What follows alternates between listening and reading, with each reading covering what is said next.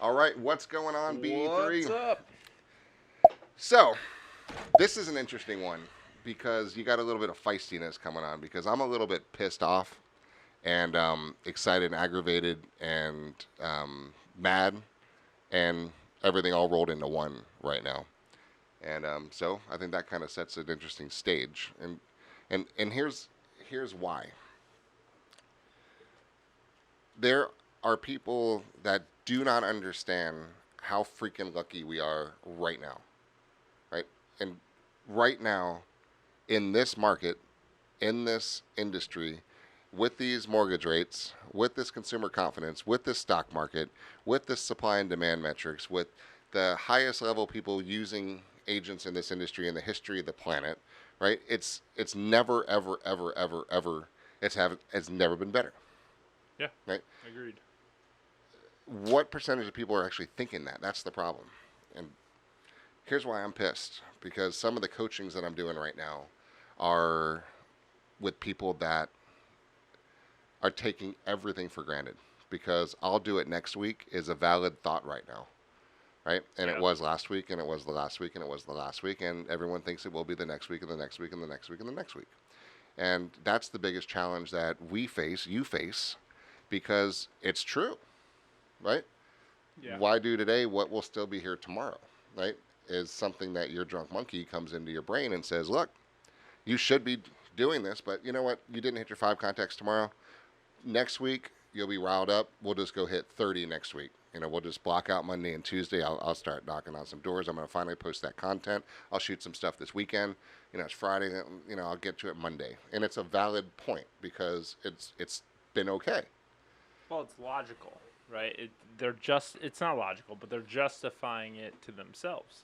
It's how the human mind works, right? It's so much easier to not do something than actually put in the work to do it. And so what do we do as humans? We justify the reason to not do.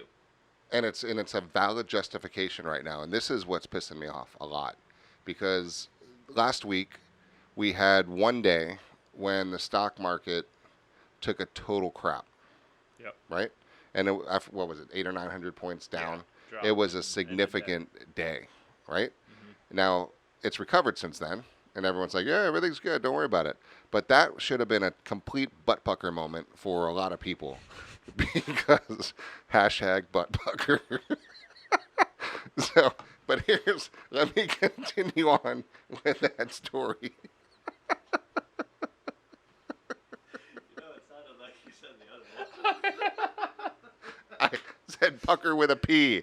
All right. So, continuing on. My butt pucker when you said butt pucker. Okay, so back to where the cause of the butt puckering was this. What if... What am I going to do? You can't edit. You just let this one roll. You can't. You just gotta You go. just gotta go with it. Sometimes you just gotta roll. This go down as Butt Pucker Friday. Hey, we've got a new series title, Glock. Here we go. God. But back to the seriousness of the situation here. What would have happened? What happened in people's minds during that day that were actually wipe my eyes? That actually lost a lot of paper money that day. Fortunately, it was just paper money, and it was a one day that's recovered since then. But what thoughts went on in people's minds, do you think, that day? Well, I think it depends who it was, right? If it was someone that lived through the recession the last time, I'm sure there were quite a few people who were like, oh, shit, here we go. Yeah. Right? Uh-oh. And there's other people that, have only lived in this, economy from a business or real estate perspective. And for them, it was probably like, it'll bounce back. It's fine. It always comes back. It always comes back. No right? big deal. And just brushed it off. So what would have happened, and this is the point of my frustration right now, if that next day was another 800 points, and the next day was another 800 points, and the next day was another 800 points, and the next day was 1,200 points, and the next day was 700 points, what would have happened? And this is how vulnerable our businesses are right now. Now, how many of us controlled that market dip? Nobody. One person, right? China devaluing their currency. in a retaliation move against trade wars is what Yeah. created that. But none of us have any control over that whatsoever. And then Nope. while you're sleeping, decisions are made, market opens, you're screwed, right? Now, if that would have had a further reaching effect, what would have happened to the guy that was thinking about opening up a new location? Oh, not. Pause, Right? Yeah, right? stop. The Freeze. person that's looking to upsize their home, pause. The Yeah. person that is going to buy the beach house, pause, Yep. right? Not a stop, but a certain hard pause.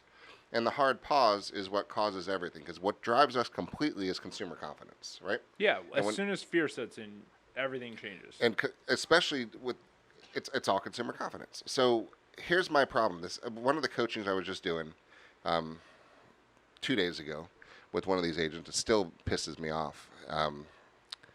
Is for this reason, because she's okay picking it back up next week, and you know what? She's okay picking it up next week, but it's the thought crossed my mind, and we started having this conversation, saying, what if, right? What if that drop had been a sequential drop of several days, and you're okay because your husband has a job, right?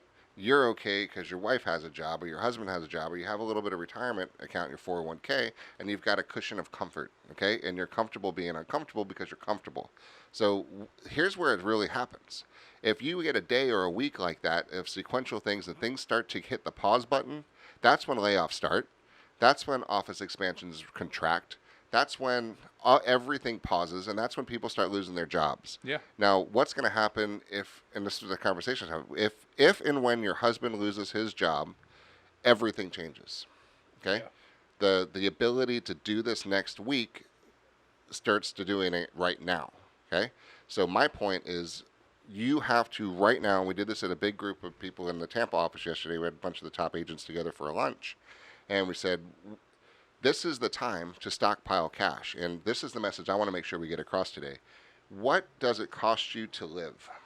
Okay?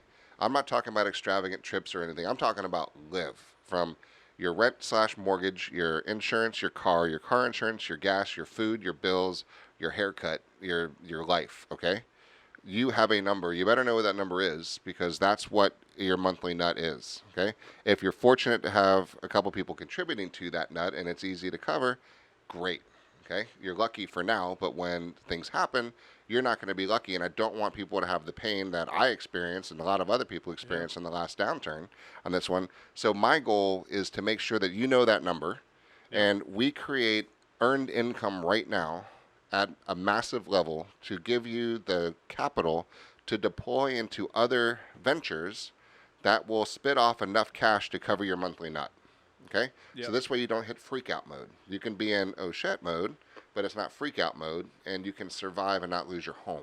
Okay? Right. That's my point right now. Is now I'm not doom and glooming this one. I'm doing a wake up call smack in the face, because I don't want anybody to be in this position when the time comes. Truly, from our heart, is to make sure that that's the message, right? So And it happens fast.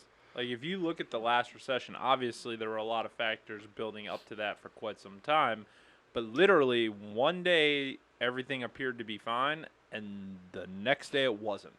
So I think there's a lot of people who are like, oh, I'll see it coming. well, it's a sequence of events that shit, Lehman It's Brothers? small little things, right? Yeah, it's small little things. But when the day Lehman Brothers, it was over. Like, that literally was like the wall fell, and There were a few big hiccups leading up to that, like, well, yeah. that sucks, Oh, yeah, but that's weird.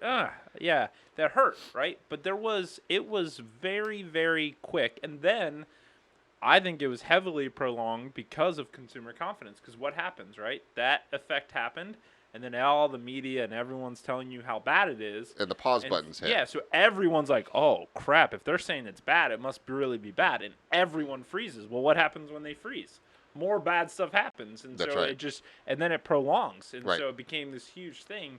So I don't know. I hope that we don't see that level of a downturn again. But there are a lot of factors out there right now that are scary. College debt is a huge, huge, huge, huge issue. And it's a huge issue in our business, because if you look at the pipeline of first-time home buyers, which become your repeat customers who are buying beach houses in 15, 20 years, Yep. we don't have that pipeline that we're used to having, right? Because those people aren't buying because they're heavily in college debt. Yep. And they can't even buy the first house. And the first house is the key to be able to buy the second and the third and That's the right. fourth and the fifth. Because earned equity rolls. 100%. Yeah. So college debt's going to be a major, major issue for us to figure out. And I'm telling you, you better pay attention now and put everything you can into right now while it's still good. So here's the point. It's still very good right now. It's the best it's ever been, which is why we're ahead of this right now, because I hope I'm wrong and it never happens, guys. Yeah. But if we are, then you're still going to be in better shape than you are, because I'm going to help you work out the plan to have enough passive income to get you through whatever storm comes, right? So let's take an example. Let's say your income is $6,000 a month is Yep. what it costs you to pay all your bills, schools, tuition for the kids, insurance, food, just lifestyle. This is not vacations. This is what it costs you guys to function as a household entity, and feed and healthcare, everything rolled into that. That's just what it takes you to live, right? So if that's the case, you have to be in a position where you have $6,000 coming in, not from your effort, right? Correct. You've got to right now earn the money, right? Yep. And then deploy that capital into something that will bring you back $6,000. Correct. And I'm not saying it's one investment that spits out $6,000. Go Right. buy a duplex that spits out $1,200, Yep. right? And now we're only $4,800 away. Yep. And then let's go buy another one that spits out another $1,800. Then we're getting closer and closer. It's actually better not have all your eggs in one basket, right? Yeah. So that's the whole point. Now, this goes back to that coaching session, I'm like, you need to wake up, because God forbid something happens and you lose the comfort flow of income stream to your household. You've got daughters that aren't going to hit the pause button, right? That's going to happen. So you have to now make the moves to do that. So let's go. We want to go a little bit beyond. If you're going to go buy an investment property, you're going to have to put down 30% down, right? On most investment loans, you just are. So let's say you're going to buy a $200,000 duplex, right? Somewhere. Yeah. Triplex, depending on what market you're in, but $200,000 asset, and you need 30% down. That's $60,000. Yeah. Right? After tax, free cash flow that you can now not need and deploy into something else. Right. So you need to go make some serious cash. Yeah. So that's an extra deal or two a month. And I'm saying make it an extra 2 or 3 deals right now, because we don't know when that spigot's going to turn. Right? There were people, we did not know the spigot turned until after the spigot was off. Yeah. Right? If you guys who've been around for a while, you know what I'm talking about. You're like, Yeah. my phone broken? Right. What's going on? Why people stop Nope, calling? nothing's going on. Yep. So when that happens again, I want to make sure you're not in a position that hurts. Okay. So that's the whole point. So what are you going to do right now to spin off extra non-essential income that you can put away into an investment for a couple reasons? Number one, first and foremost, get passive income to float your boat. Okay. Secondary, enough income to take advantage of opportunities when the tide does turn. Right? Correct. And then now buy a cheaper one that you can get appreciation and everything when things cycle back, Well, because they will. Yeah, when you can buy something for 70 cents on the dollar, your money goes a lot further. Right. Right? So if you've stockpiled cash, that $1 million house on the beach now might become $700,000. Right. Just huge opportunity, but you got to be able to take advantage of it. And the other thing I wrote down earlier today, because I was watching something else, and it's the thing that came to my mind that I wrote down, and I'm going to put on the wall in the office, is be broke today, right? So you're Yep. not broke tomorrow. Yeah. Right? Because any amount of money that you're sitting in your bank right now that's earning you crap is stupid to be sitting where it's sitting right now. Yeah. So put it to work to make and replicate itself and duplicate itself and make little money babies and go do your thing and go make more things, right? You got to do it. So any money you're sitting on, go put it into something that you know. Don't be speculating into tulips and cryptocurrency stuff if you don't understand it. Now, there's some good strategies in that, whatever, if you understand it. But do something you understand. Go buy the crappiest piece of property in your town that you can afford and slap some paint, put some palm trees, clean it up, and sell it. Yep. Right? Do something like that, but use that money out there. If you don't have enough money to invest right now, get your ass out there and go make some money. You know how to do it. And don't wait until next week to start working. Go right now. I mean, God, the tools are so freaking easy right now to do it. I was doing the morning drive with Jonathan, and he's not an agent. He's just stuck with us nonstop, right? So he's got a total immersion into real estate, and he's around every phone call, every meeting, every day. So I'm like, if you had to go get a deal this week, could you do it? And he laughed and he said, I could do it tonight, right? Which Yep. sounds like maybe a cocky response, but it's not. Because what would he do? He would go, he knows what to do, you know what to do. And you would go do the thing that you know you're going to do that you're not going to freak out about. Some of you say, well, I'm never going to door knock, then don't. Right? Yeah. You're going to do FISBOs, do FISBOs. You're going to do expires, you're going to expires. You're going to do social media, you're going to do marketing, you're going to hit your phone, you're going to text people, you're going to call people, you're going to door.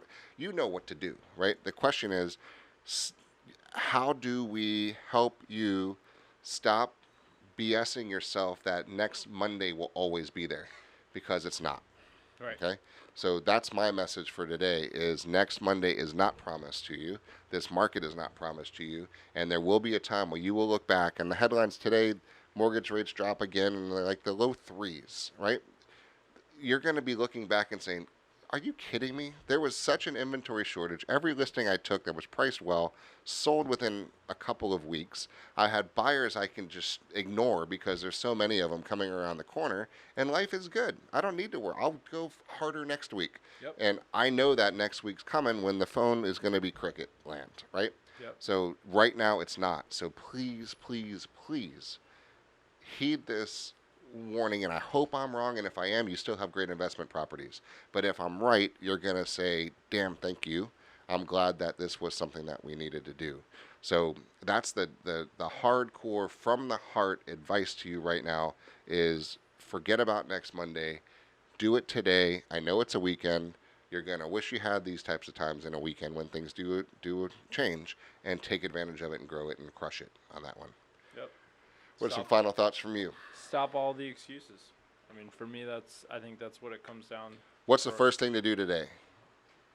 What do you mean? What's the first thing for whoever's watching to go do today to start this process of extra cash flow? Do something. Post. Go knock on a door. Go call someone. Go text someone. Do something. And whatever excuse you have that's running through your head of, oh, no one answers their door. Guess what? You knock on enough doors, someone's going to answer. A third of the people right? are home at all times. Exactly. You're going to do it. The question is, are you willing to knock until someone answers? And that's where the difference is. Because most people are going to knock. No, see, I was right. Yeah, No I'll one try answered. again next Yep. week. Nope. Kids are getting But ready for if school you- right now. if It's you going to be a little truly while. are thinking like your back is against the wall, even if it's not, if you treat it like that and you go and you say, you know what? No, damn it. I'm going to knock on these doors until someone answers. Yep. I'll tell you what, that you just brought back something. An agent of ours got so committed to making sure something happened, they went to their spouse and said, do not let me home through this front door until it took 21 business cards out, right, in the morning, put 21 business cards in their pocket, and do not let me come home unless I have a list of the 21 people I met today and I had real estate conversations with, right? And if she was a good accountability partner / wife / household partner, she's not going to let us ask through the door. Right? But that is commitment on both ends to know that you need to do what you need to do and stop letting people let you buy your own bullshit.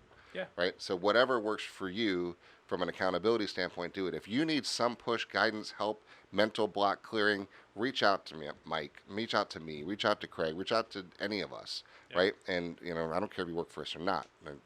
Just do it. Do something. Grab it by the horns right now, guys. It is the golden era, and too many people are letting it slip by and are going to regret it. So 100%. That's our Don't let your point. butt pucker. Butt Pucker Friday, baby. Thanks for watching. Talk to you later. See ya.